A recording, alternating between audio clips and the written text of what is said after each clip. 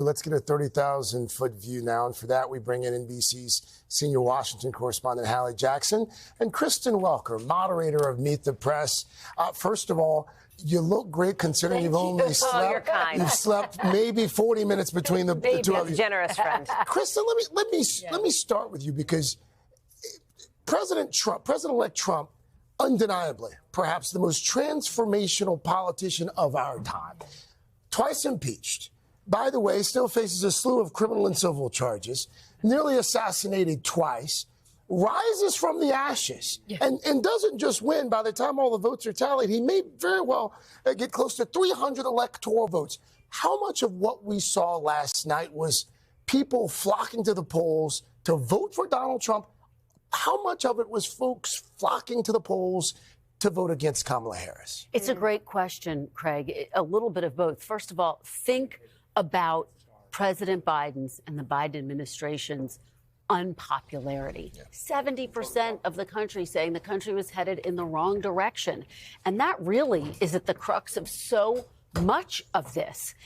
People wanted change in this election, and they clearly viewed him as the candidate who would bring about that change. So they were voting against policies that they felt were keeping prices too high, not dealing with their pocketbook issues quickly enough. And also, yes, voting for Donald Trump as well. Some of them, again, we've been talking about this political realignment, the fact that he expanded his support among Latino voters. He expanded his support among non-white voters, something that we just didn't think we would see. And just a point about the legal issues. I mean, just how extraordinary is it when we started the primary process? That was the big X factor. How would his legal challenges impact them? Would they sink him? Not only did they not sink him, they emboldened him in the primary, and he survived 2 assassination attempts. This is truly, a lot of foreign leaders are writing him to say it's one of the greatest comebacks in political history, and in a lot of ways it is. Hallie, let's talk about the gender gap. That's all we heard yesterday. It's all going to come down to the gender gap. So what happened here? Okay, so let me take this in a couple of pieces. So gender gap, it existed, right? Women backed Vice President Harris, men backed President-elect now, former President Trump, now President-elect Trump, since we've called the race in the last 30 minutes. And let me start with, and I'm going to ask our control room to flip the order of the graphics, since we started with the gender gap, this idea of the so-called bro vote, right? And by that, I mean the young men who the Trump campaign for months had talked about targeting. Now, remember, young men, they don't vote a ton. They're not showing up every 4 years to get out there and cast their ballot. But the Trump campaign ID'd them as somebody who could, as this demographic group, who they could try to turn out. And if they could get those young men who are more predisposed to back Donald Trump to the polls, then maybe that would be the key. That's the bet that they made, and that bet has paid off because those young men showed up in a big way. Our exit polls showed that he outperformed where he was with young men from the past 2 cycles. He did better than 2016, better than 2020 with young men. And think about what he did in his campaign. He was on Joe Rogan. He had Elon Musk out for him. He was doing all these sort of young men podcasts. Yes, spurred on by his son, Barron Trump, to some degree. So that was one of the dynamics on the gender gap there. But there was something else that emerged. I was going to say last night, but let's say in the overnight hours into this morning, and that is the Latino vote. And here you saw a very dramatic shift, particularly among Latino men. You can see him here. Look at this.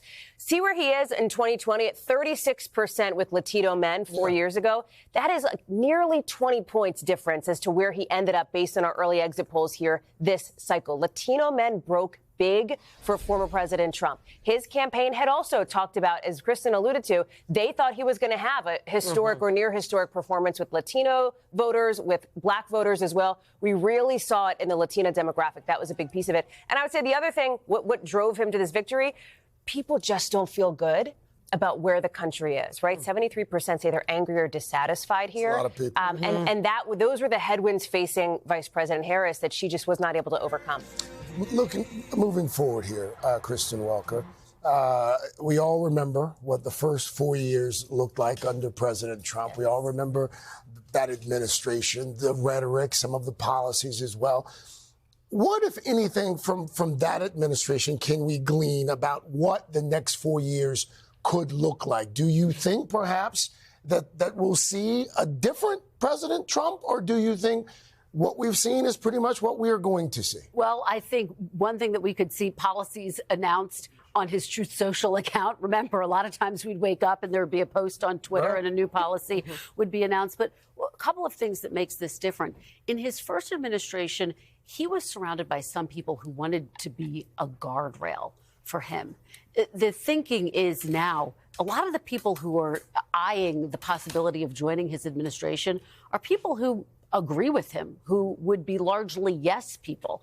And so would that dynamic be different? He's been very clear about what he wants to do. Just like he was focused in 2016 on dealing with the issue of illegal immigration, he's very focused on that right now. He says one of his first acts is going to be to start a mass deportation force. What does that look like? We have not seen what the policy proposals actually look like. And so I think that that theme will remain the same. How will it look? The other piece of it is he wants to load his administration with more allies, more people who are going to be loyal to him. To your question, too, is this going to be a different Donald Trump?